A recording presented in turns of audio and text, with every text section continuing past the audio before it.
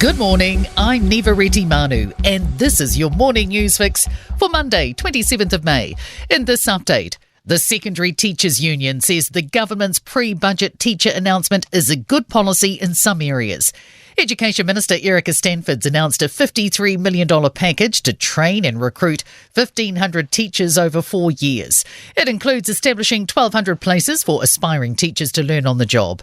PPTA President Chris Abercrombie told Mike Osking it's a good start. It's definitely got a lot more to do because our teacher workforce is ageing, so there's going to be a heap of retirements in the next 5 to 10 years, so we need to start really ramping up the recruitment.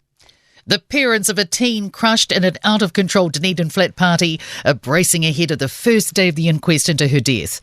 Sophie Cristani was one of at least 300 people crammed into a Dundas Street villa party in October 2019. The 19-year-old's death will be examined over the next 5 days, with 20 witnesses giving evidence.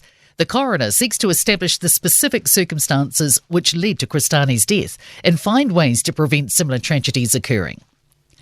The disability community is fearing the worst over the looming return of prescription charges. Health Minister Shane Reti is working towards reintroducing the $5 co-payments in a matter of months.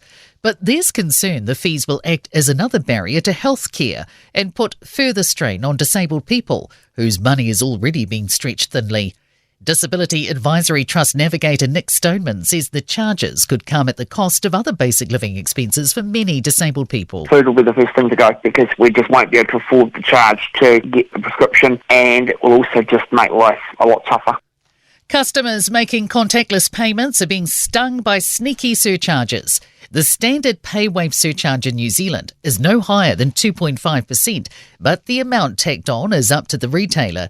Consumer NZ's received more than 100 complaints in the past year about excessive charges, some above 8%.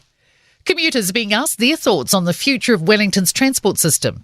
A mid-term review of the regional land transport plan is underway, and Wellington's regional council's calling for feedback on rail, roading and public transport networks.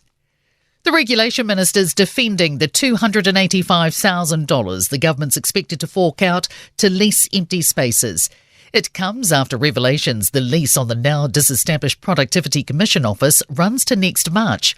Political editor Jason Wall says more. As no other agency has volunteered to take over the lease, it will sit vacant until next March.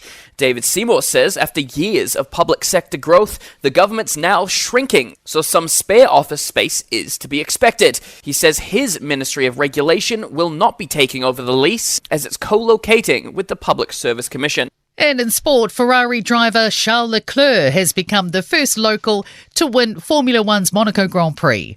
Amy Fisher has beaten Dame Lisa Carrington again, this time at canoeing's K1 500-metre World Cup final in Poland.